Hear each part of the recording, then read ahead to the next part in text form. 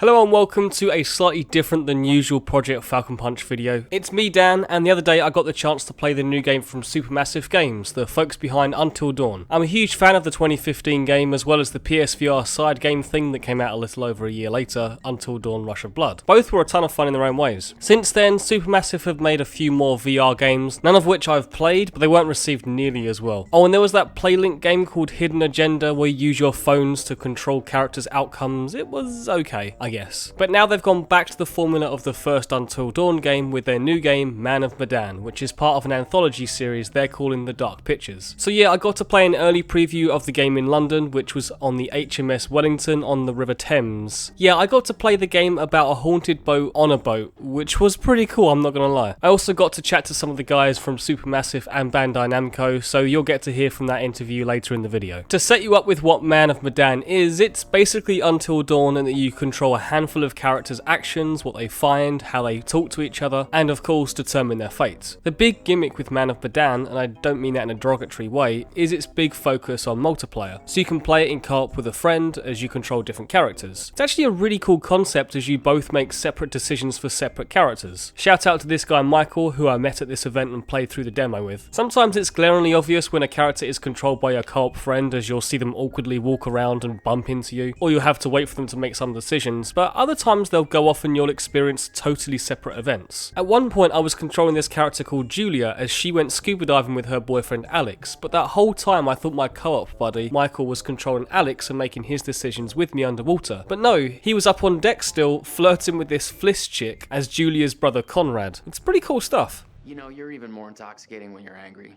And I am ready to get wasted. You have literally never spoken to a woman before in your life, have you? I guess I should state the fact that I couldn't see Michael's TV during our 90-minute playthrough, nor do we have voice chat of any kind, so I get that that won't be everyone's experience when they come to play it, but I'll say that it definitely kept me on edge not always knowing. The demo concluded with our mystery gang being captured by some pirates, only to then be gate-crashed, in an almost comical fashion, by an actual ghost ship, where I assume the rest of the game takes place. Anyway, once we finished with our hands-on preview, I got to chat to production director at Supermassive, Andy Nuttall, producer on Man of Medan, Dom Island, and producer at Bandai Namco, Gareth Batts. As previously mentioned, we were on a boat during this whole event, and the room I recorded the interview in was pretty big, so the audio isn't great, and excuse the odd table knocking throughout. I tried to cut out as much as possible, but there's still a little bit here and there. So first I asked them what it's been like for the studio to work on Unreal Engine 4 and be a multi-platform after working so close with Sony on the Decima engine for the Until Dawn games. Yeah, it's a great question. I mean, we love Sony. We still continue to love Sony. Sure. Obviously, we're developing for PlayStation as well. I guess when Dark Pictures came into our heads, we wanted to tell their series of stories that the anthology kind of envelops. We wanted to tell that to the widest audience we possibly could. The best way to do that is to publish it multi-platform. And obviously, we're releasing this for the first time on 3 platforms. And the best engine that's available to do that is, well, a kind of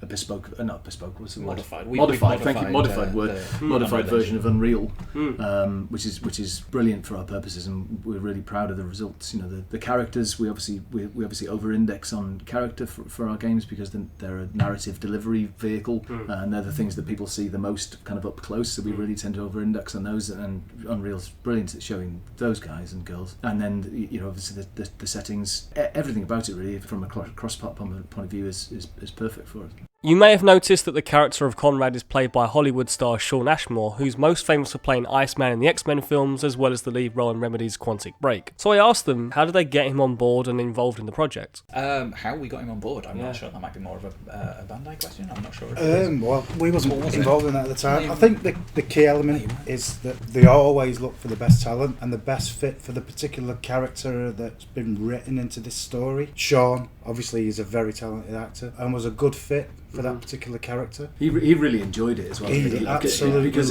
it's quite different from his normal. Hello. We are on a boat as well. Couldn't resist that. Because he plays quite a different character from his own persona. Yeah, I noticed. He's a family man, right? And so he I think he really enjoyed sort of playing this kind of slightly naughty guy. Do you know what I mean? But we do always we strive to work both with existing Hollywood talent, Shawn Ashmore, Hayden Panettiere, people like that, but also upcoming rising stars like Rami Malek was at the time, and a few other people that we've then seen move on to other things. So we're just always looking for the best talent to work with.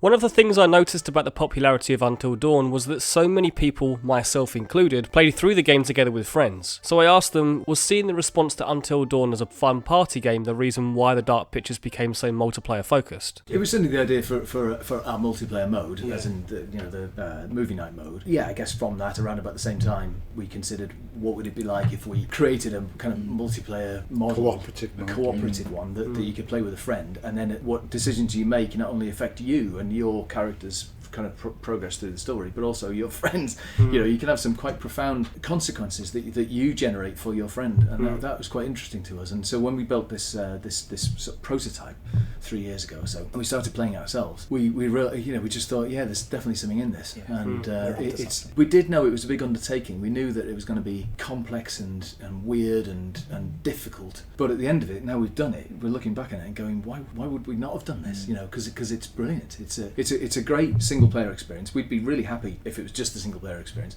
but the multiplayer really adds another dimension to it, and it's almost double the game, really. In complexity, and it's important to note that the story has been crafted from the multiplayer perspective. It's been built that way from the ground up, and the team have developed some really brilliant tools internally that have helped us work through how these characters mix and merge. From the concept stage onwards, it was planned as a multiplayer game, and really mapping out where the characters would be, where each player would diverge and then converge back again together. So it's been built from the ground up to be multiplayer.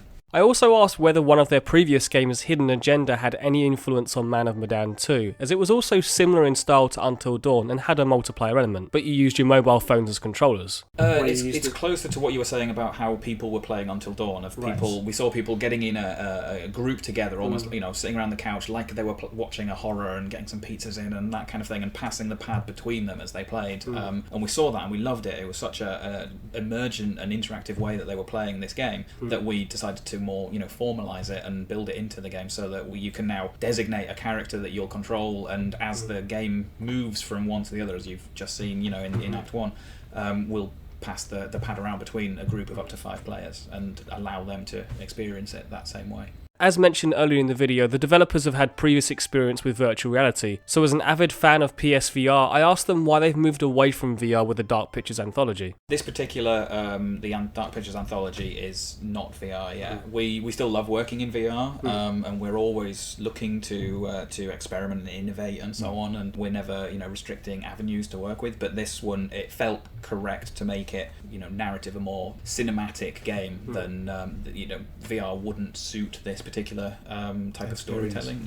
That's true to say. We do tend to create games that suit the platform that we're making it for. Do you know? Because it's or rather to choose a platform that tells tells the story in the best way. Inpatient, for example, that was that wouldn't have worked exactly. as anything else other than Rush of Blood definitely would not have worked as a different system. It was very much specifically to be that experience, whereas this is a different experience. I think the scale of the game has dictated that it could only ever work on this medium. Yeah, sure. It's massive. I was then told to wrap it up, so finally I asked, why is this an anthology series in the first place, and when can we expect the other Dark Pictures stories? 2 every 12 months, I think we're exactly. There's 5 currently in development, at different stages of development. There's this one obviously nearing the end of development, but the other 4 that are currently in development are at different stages of that.